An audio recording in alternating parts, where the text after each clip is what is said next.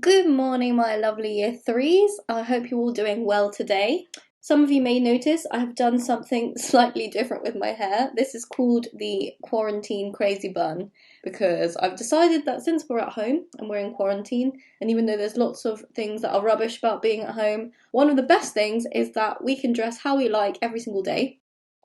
And none of you are allowed to judge me because I know for a fact that some of you are still sitting there in your pyjamas doing your English lesson. So, it's fine. It's a new world. We're going to adapt and we're going to make the most of all the luxuries that life has to offer.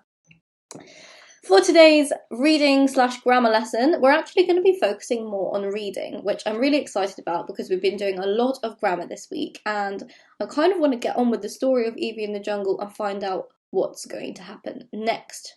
We're at a bit of a cliffhanger situation at the moment because Evie has just found this sloth who looks like it's kind of in danger, and she's going to probably have a conversation with it, and hopefully they're going to find a way to make things better in the rainforest, because you might have noticed there's a lot of fires and smoke around in the rainforest, which seems like a very dangerous situation. So before we really get on with today's lesson, I have one notice. That is for anyone in the Jade and Indigo group. So for today's lesson, Miss Fernandez, who works with Nightingale class, has actually done a video for you all, which is going to be practicing some other English skills. So you don't actually need to carry on with this lesson. You are welcome to carry on with your reading of Evie in the Jungle, and you can still read the chapter 6 all about the sloth if you like, but you don't need to do the task or the skills mentioned in this video. And if you want, you can just head straight over now to Miss Fernandez's video and watch what she's going to be doing with you guys. To make it easy, I will link in the description box below that video, which is for Amber, Jade and Indigo groups, and everyone else stick with me and we're going to carry on with today's comprehension lesson. So as usual, let's start with our lesson checklist. Have a pencil and paper ready and read up to the end of chapter 6 of Evie in the Jungle. Some of you might have done this last week. I think it was in one of the tasks, or maybe some people just accidentally went ahead. But most of you have not read this chapter yet, so make sure you pause the video, go ahead, go to your Kindle app and read up to the end of chapter 6 of Evie in the Jungle, which is really going to help you in today's lesson. And if you've already done those two things and pressed play on the video again, the last thing you need to do is write down today's date and LI. So the date is the 30th of April 2020, make sure you write the short date and year 3 reading or grammar. And the LI, which is to use examples to support my point of view in a text. This is an LI we have worked on before, but we're going to carry on working on it until everyone is brilliant at using examples. So if you haven't done any of those things, pause the video, go do it, and if you are still with me, I'm assuming you have already got yourself ready for the lesson, so well done. Let's take a look at Evie in the Jungle. So this chapter over here should be the chapter that you have just read. Today we're going to be working on answering some different types of comprehension questions, and we're going to be thinking about how and when we use examples to support our answer in a text. Last week we did lots of questions, and for all of the questions I asked everyone to include examples from the text to support their answers. However, the LI, if you look at your book where you've written the LI, says that examples should be used to support your point of view. Not every single comprehension question asks you for your point of view. In fact, there are a lot of comprehension questions that just ask you to find information from the text that is a fact. And then there are other types of comprehension questions that ask you to give your opinion. And it's when you're giving your opinion that you need to support your answer with evidence from the text. So that is when we need to use our examples really carefully. In order to make this a bit clearer, I'm going to give you a recap of the different types of comprehension questions we have been doing so far. Hello and welcome to the whiteboard section of today's lesson. Let's recap what we already know about comprehension. First of all, have a think in your head. Do you already know what comprehension actually means? What are comprehension questions trying to test? Well, comprehension questions are just trying to test how much you have understood what you have read. So comprehension means understanding. How much did you understand? There are lots of different types of questions that can test your understanding in different ways. One that we did right at the beginning of last week is called prediction. So prediction is when you guess what's going to happen next. That tests your understanding because if you have really understood what's happening in the story, then you will probably have a good idea of what could happen next. So that's prediction. Another type of question that most of you should find quite easy is called retrieval. Now this is the question I was talking about earlier, where you're just finding facts and information from the text. There's two things about retrieval. Firstly, it's something where everyone should have the same answer because it's a fact. You can't really have a different answer to somebody else because there's only one right answer when it comes to retrieval. Normally, when it's a retrieval question, the answer will be quite obvious. So if you have read the story carefully, every single word, you should easily be able to find the answer to a retrieval question because it's right there in the text. The type of question that everyone finds really difficult is called inference. And that is when they're asking you to kind of guess or give your opinion about something that's happened in the story or is happening in the story or about a character, but the answer is not obvious. And sometimes there's not even just one answer. There could be a few different answers that you could give. So what are the words we need to remember when we're thinking about inference? We need to remember that sometimes it's an opinion, sometimes it's a guess. So it won't tell you the answer clearly if you read the story, you're going to have to guess. But it's not just a random guess. You need to make sure that you go and look for clues. So your guess has to be based on clues from the story. In the same way, your opinion can't just be made up out of nothing, magicked out of thin air. Your opinion needs to be based on some evidence. So you need to have seen something in the story that has informed your opinion or made you think a certain way. Clues and evidence are basically the same thing. They are examples from the text. A clue could be something that you've seen in the language, it could be something that a character did. Evidence could be a way that the author describes something. All of these clues and evidence have to come from examples in the story. And that is the most important thing. So it's really when we have inference questions that you really need to be thinking about using examples to support your answer.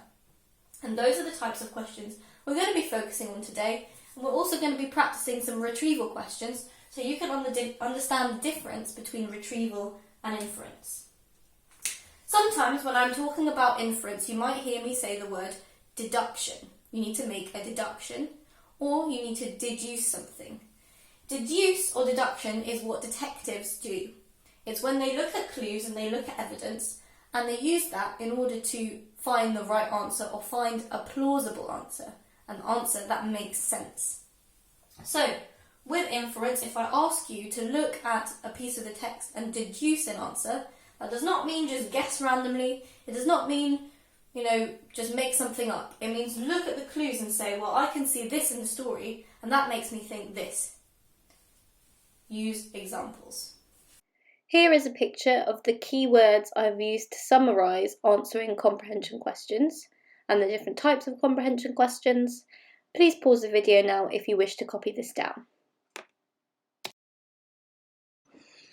So I hope you found that quick little recap useful, but I know that it's hard to understand these things until you've seen an example. So what I'm going to do is I'm going to show you an example of a retrieval question and how to answer it. And then I'm going to show you an example of an inference question. And we're going to look at how that's slightly different and how we need to use the evidence from the text to support our answers for inference type questions. All of the questions for today are going to be based on a sloth called R. In a minute, you're going to see what your task is. And at the end of the video, you're going to have some time to answer the questions yourself. So let's take a look at the example questions first. As you can see, I've set up my screen. So on this side, you can see the story, which we're going to be referring to a lot for this lesson. And on this side, you can see your task that you're going to have to do today. So the task says, answer these retrieval and inference questions in full sentences using examples from the text to support your answers where necessary. So that's what we need to think. When is it necessary to use examples from the text to support our answers?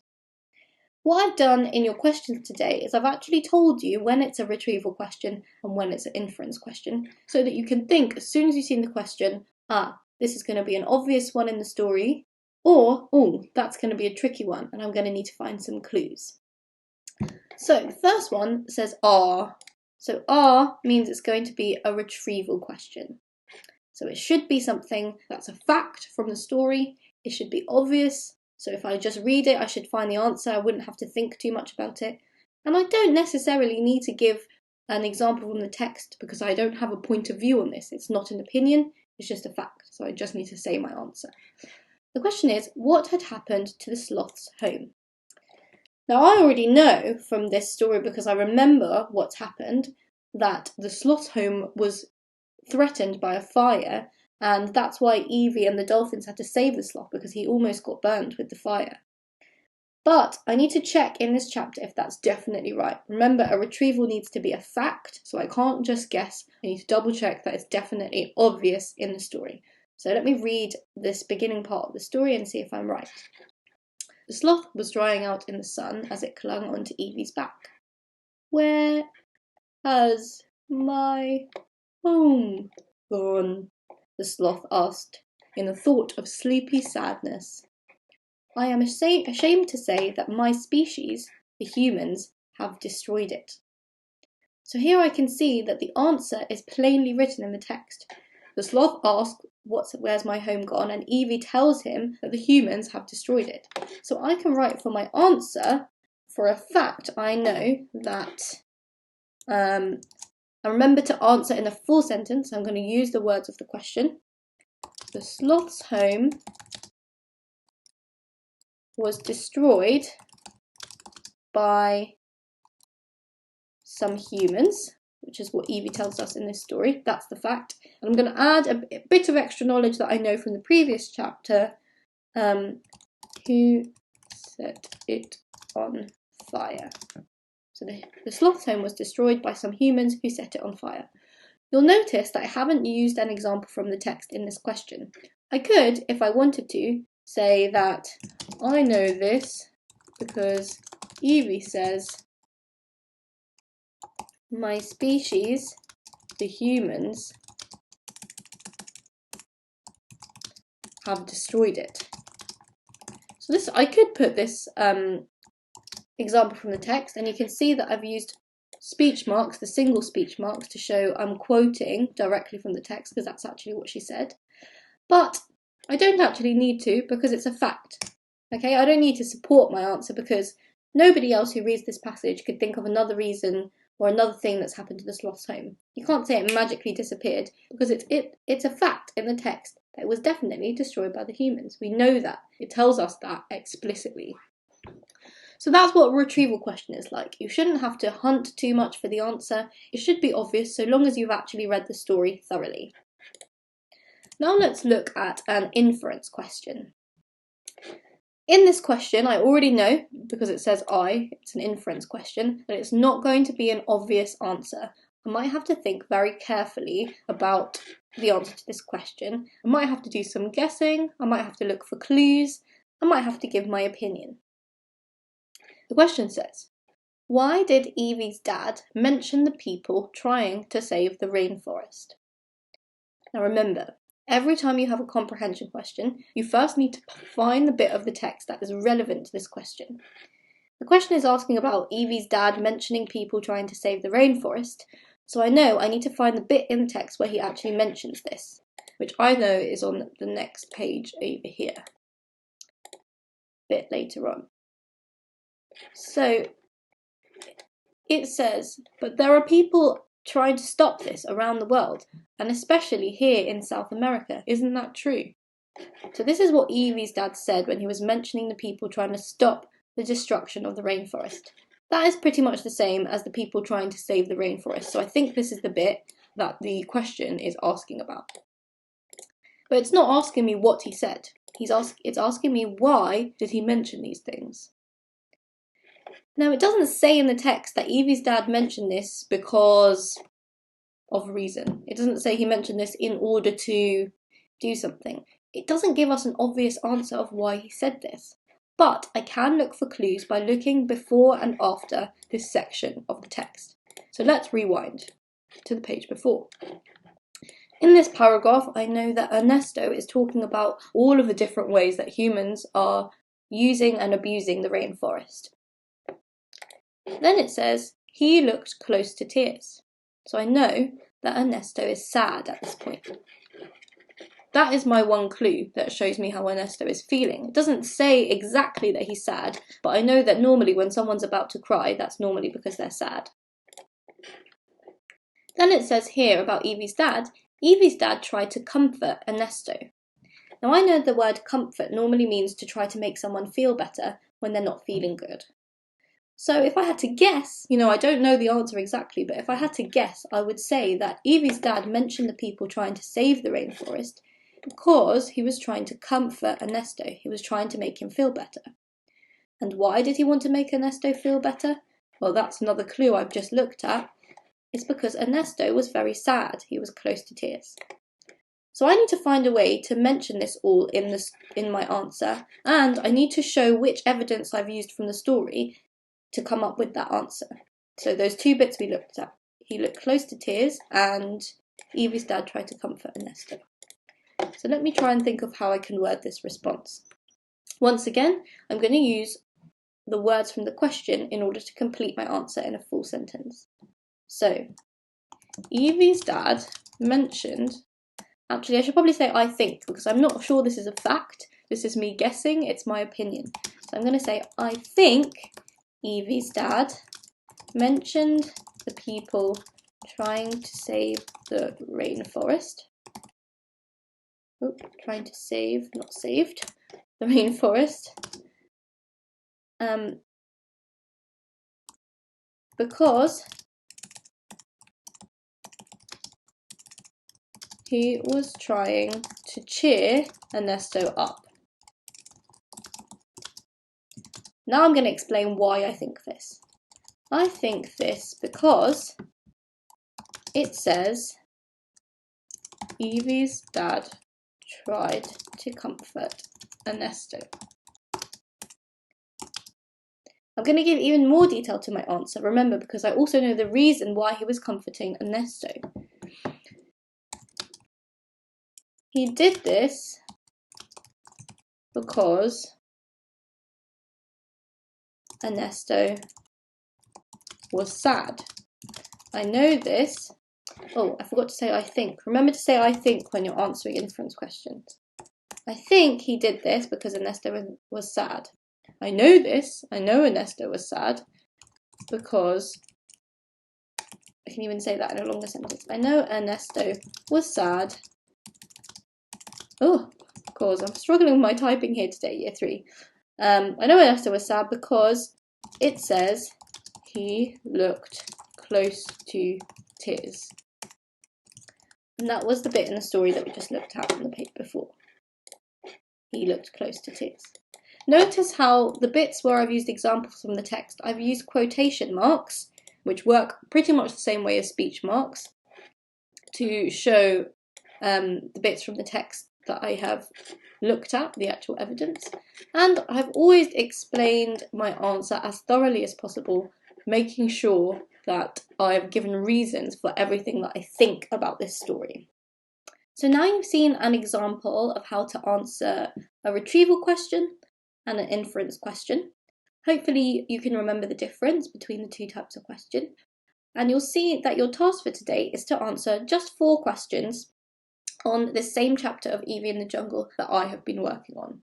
So it's chapter 6, called A Sloth Called R. Remember that each question tells you if it's a retrieval or an inference question by the letter that's in front of it. So try to remember that with retrieval question, the answer should be obvious and you just need to explain the fact from the text. And with inference questions, you really need to explain what you think using the words I think and explain why you know that, supporting your answer by using evidence or examples from the text. So pause the video now to complete your questions. And once you're finished, make sure you ask a parent or guardian to help you take a photo and email it into the Year 3 email address. You'll be seeing me again tomorrow. Goodbye.